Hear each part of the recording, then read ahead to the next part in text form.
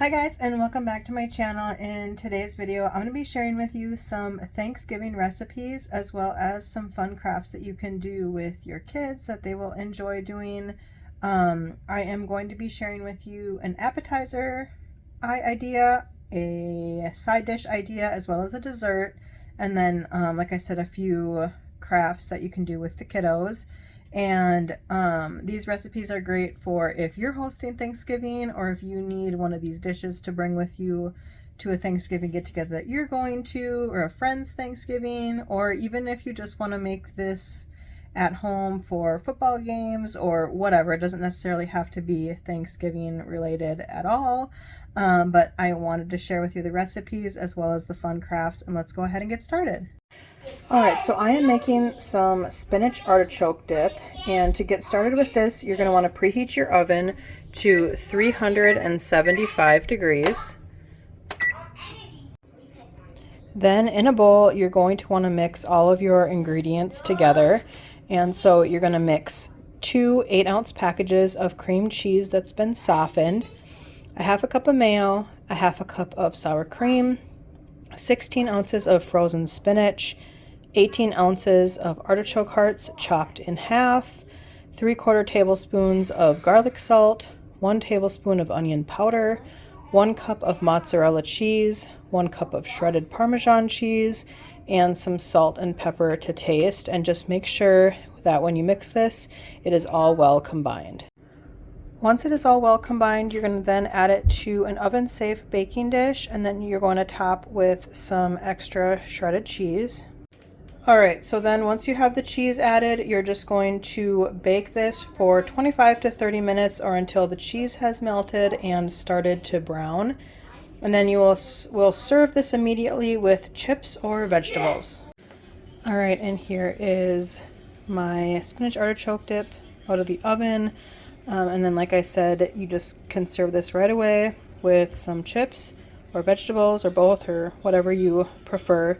But this is just a good, fairly simple option as a little appetizer for your Thanksgiving get-together. Alright, so for my next recipe, I am making the Pioneer Woman's Twice Baked Potato Casserole. And to get started with this recipe, you are going to want to preheat your oven to 400 degrees. You are then going to want to take out 2 sticks of salted butter that's been softened and sliced into cubes. You're going to want 1 cup of sour cream and 1 cup of whole milk. And you're just going to set those aside because they should not be cold when you combine them with your potatoes. You are then going to want to scrub about 8 medium russet potatoes, or about 6 pounds of russet potatoes. And then after you're done scrubbing them, you're going to wipe them dry and then rub them with some canola oil. Place them on a baking sheet, and you're going to want to bake for 40 minutes or until they can be easily sliced through.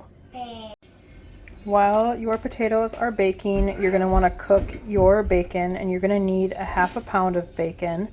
And in a large pan, you're going to slowly, on low heat, cook your bacon, and then just cook it all the way through. Once your whole half pound is cooked all the way through, you're just going to set that aside and let your bacon cool, and then you're going to want to crumble it as well. Alright, so once your potatoes are done, you'll remove them from the oven, and then you are going to want to decrease the heat on your oven to 350 degrees. Alright, so I have some potatoes over here yet on my baking sheet, and then I also have some over here just because some of them took a little bit longer to bake than the other ones. But next you're going to want to remove the skins. The recipe says from 2 of the potatoes, and that is because the recipe calls for you to have 8 medium potatoes, and so it has you take off the skins off a couple of the potatoes. So because I have more than 8 total, I am just going to remove the skins off of a few of these and then leave the skins on the rest. And I am the type who I do not mind my potatoes with skins on them, so like I said, I'll just kind of pick a few, take them off, and then we'll move on. All right, so once you have your few potatoes peeled, and then you're going to cut them into thirds and add them to a large mixing bowl. I smashed mine up just a little bit, and then you're going to add your bacon, and you're going to want to crumble that up like I said, and you are going to want to save some to sprinkle on top of your potatoes at the end. You are also going to want to add in your sour cream and milk that you had set aside. You are also going to want to add 1 cup of shredded cheese, 2 teaspoons of seasoned salt, and some salt and pepper to taste. And then I've kind of been smashing my potatoes and my ingredients together as I go, but you can just add all those ingredients and then smash your potatoes with a potato masher and just keep smashing them and stirring them until it is well combined and creamy. You are then going to want to add your potatoes to a 9x13 baking dish that is lightly greased, and then you're going to top the casserole with the rest of your crumbled bacon. Alright, and then you are just going to also want to top this with some additional shredded cheese, and then you are going to bake this uncovered for 20 to 25 minutes, and then when you're done, you're just going to top it with some sliced green onions and serve. Alright, and here are my potatoes with my 3 sliced green onions on top, and it is ready to serve. This is a great side dish idea if you're hosting Thanksgiving, or if you need a side dish to bring to Thanksgiving that is a little bit different than the traditional just mashed potatoes. So anyways, hopefully you guys enjoy this recipe. Alright, so now I'm making caramel apple cheesecake bars, and to make these you're going to want to preheat your oven to 350 degrees. You then want to spray a 9x13 pan with some cooking spray, or use some parchment paper, put that in here and spray that as well. Alright, so first you're going to want to make your crust. So in a small bowl, you're going to want to combine 2 cups of all-purpose flour, a half a cup of light brown sugar, and 12 tablespoons of cold butter, cubed small. And then you're just going to either use a pastry cutter or your hands, and you're going to want to mix until the consistency is like a crumbly consistency. And then you're going to take this and press it into your baking pan. And then you're going to bake for 15 to 18 minutes or until lightly browned. Alright, so this is all pressed into my pan, so now I will bake it for 15 to 18 minutes, like I said, or until it is lightly browned. Alright, so while your crust is baking in a mixer, you're going to want to mix together 2 packages of cream cheese, half a cup of granulated sugar, 1 teaspoon of vanilla extract, and 2 large eggs. And you are just going to mix all of that together until it is smooth and combined. Alright, so there is my cream cheese mixture all done. Now I'm going to move on to the apples. Alright, so then to make the apples in a bowl, you're going to want to peel and chop your apples very small. The recipe calls for Granny Smith apples. Did I say you need 3? 3 of them. 2 tablespoons of granulated sugar, a half a teaspoon of cinnamon, and a 1/4 teaspoon of nutmeg. And you'll mix that together into a bowl, and then you're just going to want to make sure all of the apples are coated in that sugar and cinnamon and nutmeg mixture. Okay, so once your crust is done out of the oven, you're then going to want to pour your cream cheese mixture over that. And you do not need to worry about your crust being cooled down or anything before you put that on. You can just put it right on. Alright, then on top of your cheesecake mixture, you're going to spread out your apples, and then we're going to make the streusel topping. Alright, so to make the streusel topping, you are going to want to mix together 3/4 cups of all-purpose flour, 3/4 cups of light brown sugar, half a cup of quick oats, and 5 tablespoons of cold butter that has been cubed small. And then you're just going to use a pastry cutter or your hands to mix it together until coarse crumbles form. and then you're going to sprinkle that evenly over your apples. Now that your streusel topping is over your apples, you're going to want to cook this for 25 to 30 minutes.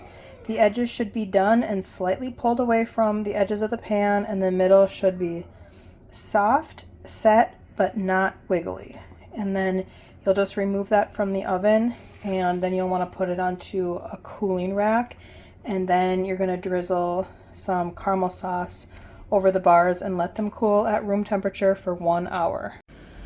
Alright, so my cheesecake is out of the oven, and then I have this caramel syrup I am going to drizzle over this.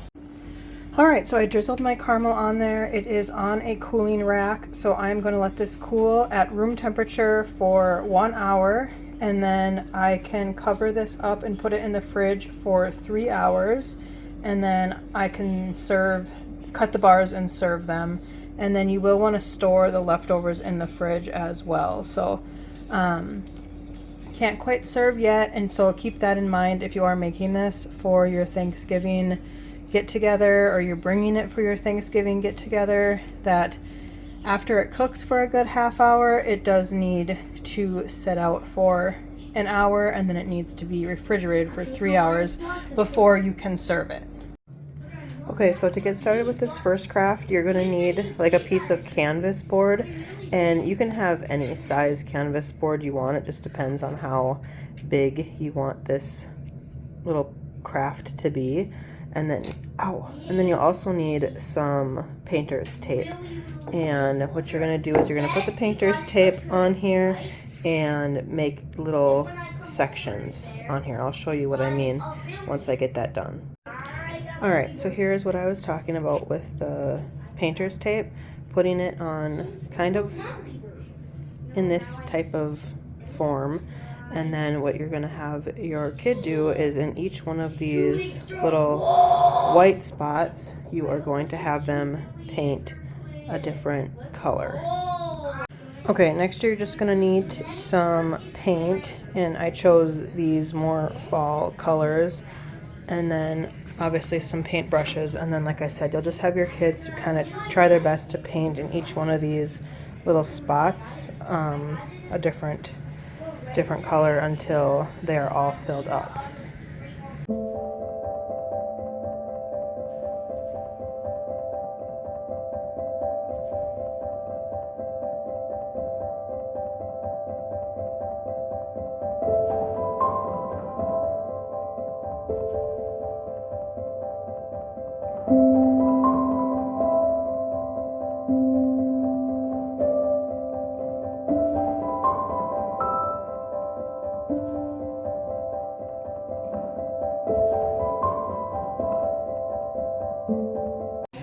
Alright, and then the next thing you want to do for this project is just use some construction paper and cut out like a brown turkey head, and then like a heart-shaped piece of white paper. Make a little beak and cut out a little red. Sorry about that. You'll want to cut out this little red turkey gobbler thing and just tape it all onto your little canvas board or whatever paper you're using to do this project, and you are all set. You have a fun little turkey. Okay, so for this next craft, you're just going to need some of the craft sticks, and then just have your child paint 3 of them each. Alright, and here are the turkeys with their feathers on, and just another little craft project done. Okay, so for this next project, you're going to need a plate, and then you just need your kid to color the plate brown.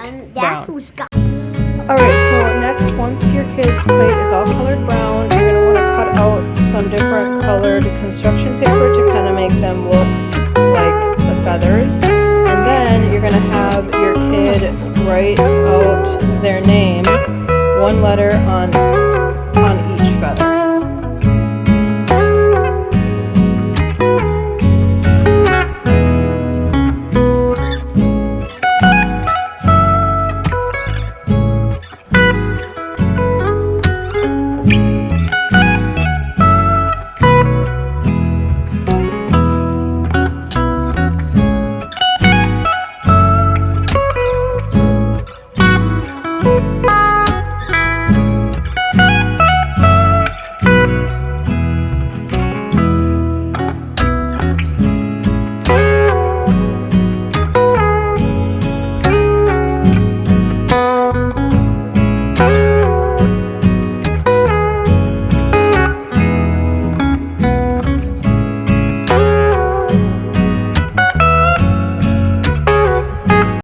Alright you guys, I'm going to wrap up this video here. Thank you guys so much for watching. If you enjoyed the video, please give it a thumbs up. Subscribe to my channel if you haven't already, and I'll see you guys all in the next one.